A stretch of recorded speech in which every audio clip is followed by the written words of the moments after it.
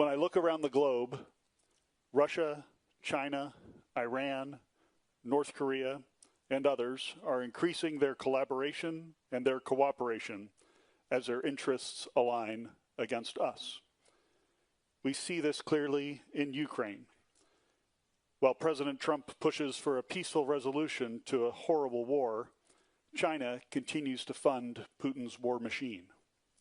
Iran continues to supply technology and weapons.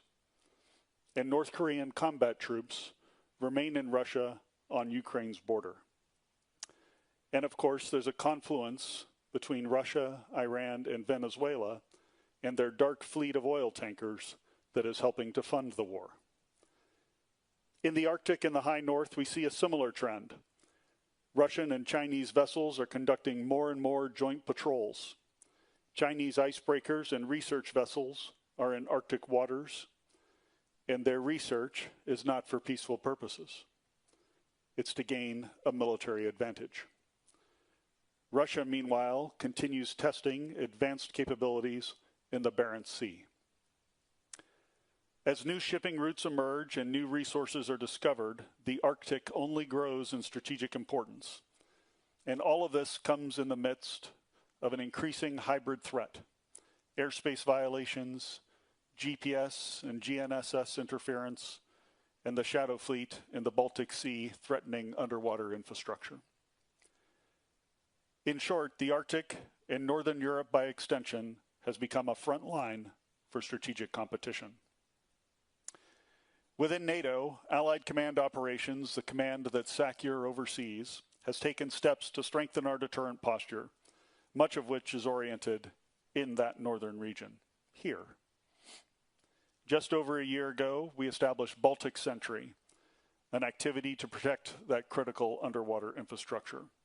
In this past fall, we developed Eastern Sentry to increase our agility and further integrate our air and missile defenses on the eastern flank.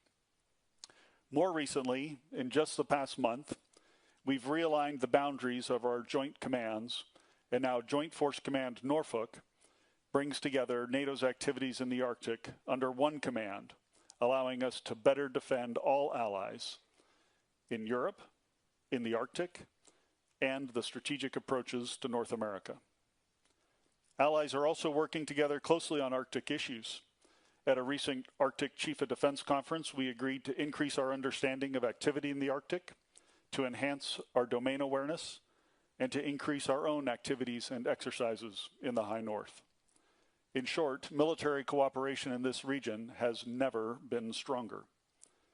Moving forward, we intend to expand our intelligence, surveillance, and reconnaissance capabilities, to improve our infrastructure and logistics for military mobility, and to strengthen our presence with Arctic-capable forces, many of those forces here in Sweden